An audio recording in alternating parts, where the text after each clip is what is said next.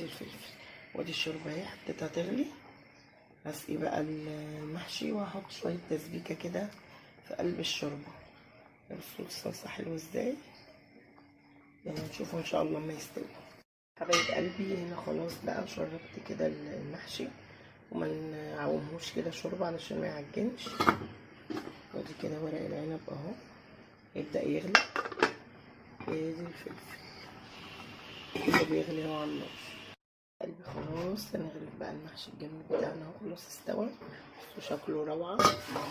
ادي الفلفل ادي ورق العنب اهو بصوا شكله تحفه. يلا ادي اللحمه اهي مسلوقه بتتسخن. تعالوا بقى افطروا معايا.